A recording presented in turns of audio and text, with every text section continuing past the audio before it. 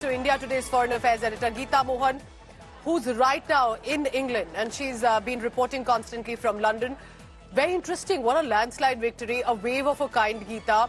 What are you picking up about 61-year-old Keir Starmer, his politics, his policies, the victory coming in, and his possible alliance with India? Well, Keir Starmer is quite a well-known human rights lawyer. He has changed the party around, the Labour Party. And look at his victory speech, Pooja. The fact that he worked tirelessly for the past 4 years to ensure that there is some consolidation and the Labour Party looks one is not does not look the way Conservatives have been looking in the past few years, and which has been one of the biggest drawbacks of the Conservative Party. Apart from the fact that they were pinned and cornered on various issues, immigration, so on and so forth. This is taxes, healthcare. The one major criticism of the Conservative Party was also the fact that the party was not in order, their house was not in order, and that that the country was tired of seeing change in leadership every 1 or 2 years.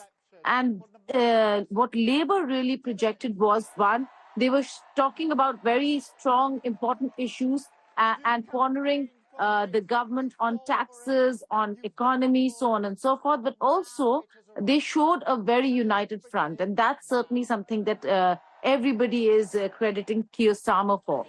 Keir Starmer ensured that the leadership stands together, that there is oneness, and that there is certain a certain way in which the Labour Party functions, which is aligned, and the leaders are all aligned. So these are the things that he's done for the party. It looks changed. A lot of people do criticize that Keir Starmer actually is more conservative than and more aligned to the conservative ideas than Labour. But the fact of the matter is that all that aside, Keir Starmer today has come out victorious. He's led his party to victory, and what a victory it is.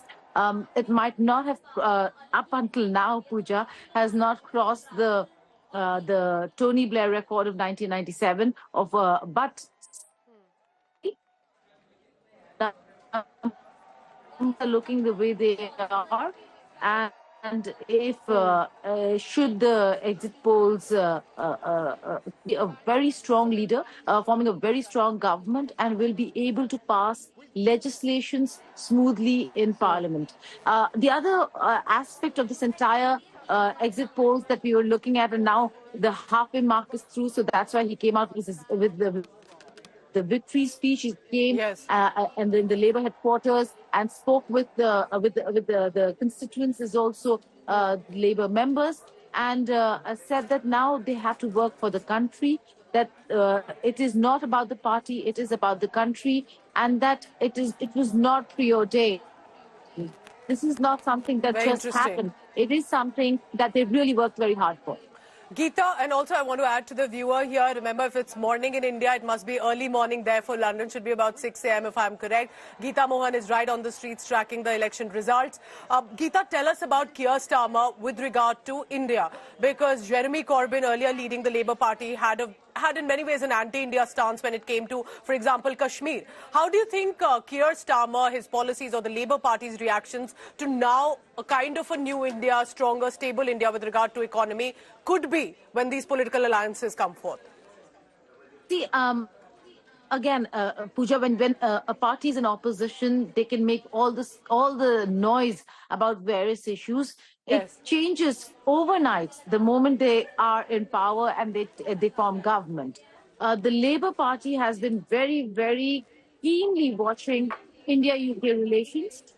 They do not, I don't think, would want to ruffle feathers when it comes to ties with India. India-UK relations are on a high.